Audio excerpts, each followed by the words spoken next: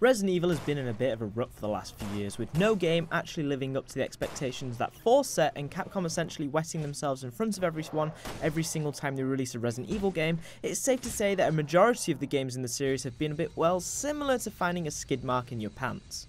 But Resident Evil Revelations 2 is a new venture for the series, being that it ditches the full game aspect, and on a weekly basis, Capcom will be bringing short 2 to 2.5 hour games that follow an almost TV-esque style of story. Revelations 2 follows series regular Claire Redfield and newcomer Moira Burton as they are kidnapped from a party hosted by TerraSave. If you want a gist of how well the game is written, look at this. Because tear doesn't have to end with a wrist.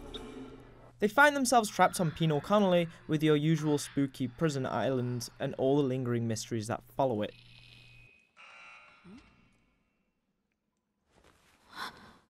I found the first half of this episode to actually be a little dull in places. Claire doesn't have that real spark other than a few cringe-inducing moments, and she makes a Claire sandwich joke at some point.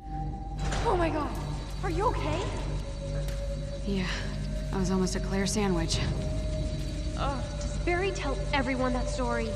And Moira is written by people who've forgotten how young people actually talk, with most of her sentences punctuated by unneeded and almost out-of-place swearing. However, it's the latter half of the game where things actually start to pick up. This is mostly down to long time missing, and I mean a long time, with him actually last seen in 2002, Barry Burton. Barry's side of the story introduces Natalia, a young girl who possesses the ability to sense enemies and also has a bunch of unanswered questions following her.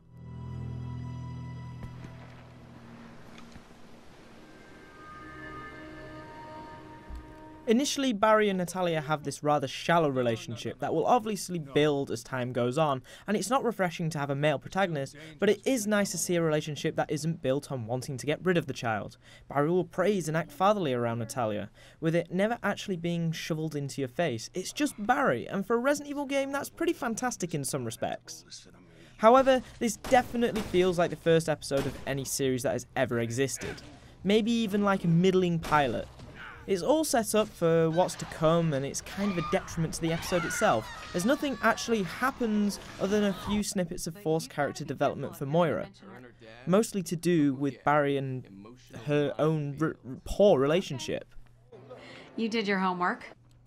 Even in the game itself, playing it is very much like the first couple hours of any Resident Evil or horror game in general. You're pretty strapped for items, having to make do with whatever you can find, and you're unfamiliar with the enemies while the game teaches you what's what. Resident Evil Revelations 2's first episode is betting everything on the tension it hasn't built into keeping you on the edge of your seat, or possibly scared. The monsters are nothing we haven't seen before, with a mixture of shuffling zombies and infected human variety of beasties. Pop them in the hair, they fall over, and then you knife them to make sure you actually got them. It's this familiarity that detracts from the single player, as I already knew what I was in for as soon as I saw the first enemy. There's no surprise, and with the only real shock coming from a giant hammer-wielding enemy that isn't introduced and just kind of clubs you over and over. In co-op mode, however, your friend is going to be extremely bored. With Moira and Natalia limited in what they can do, they're mostly on pick-up and distraction duty. It almost feels as if they just threw it in to appease those who've been playing since Resident Evil 5, and in the end, the only reason you'd ever really play it in that way is if you're having trouble with the computer. I can't exactly speak poorly of the lack of things going on in the first episode of Revelations 2, because it does feel like those couple hours of any game where they have to show you the basics before throwing you into the deep end. But the lack of any real puzzles and Resident Evil stuff going on almost makes me worried that this might fall back on the story over anything else. There's one thing the game cannot fall back on, however, and that's how it looks. On PS3, and from what I've seen of everything else, the game certainly looks like the first Revelations that was an upscaled 3DS game. Even with the knowledge of this coming to the Vita, it's an ugly game and not in the way you want it to be ugly. Raid mode makes a return, with up to 2 players taking on a series of challenges, mostly just kill all the things, and leveling up individual characters. The whole thing is literally busy work to keep you hooked on the game while you wait for the next episode. But it's actually kind of fun. Going through and trying your best to get all the medals or replaying something to beat your time and score is something I'll always appreciate. A downside to it is the finicky nature of it though. Characters cannot be equipped with the same guns, and you can only hold so many guns in storage before you have to destroy them, and the whole mode is filled with microtransactions. Luckily, they're all for things you'll hardly need, but it's a dire shame to see them offering up revivals for a cost when it already gives you 10 at the start of each round. It's a silly little thing that's fantastic if you grab a friend and go about blasting zombies and mutants away. It even changes up the monsters with various effects that can lead to actual strategy being implemented. Just to add that at the time of writing this, the PS3 version is broken for some, including myself. Downloading the required raid mode pack to play with friends is supposedly breaking the game, having it hang on the loading screen.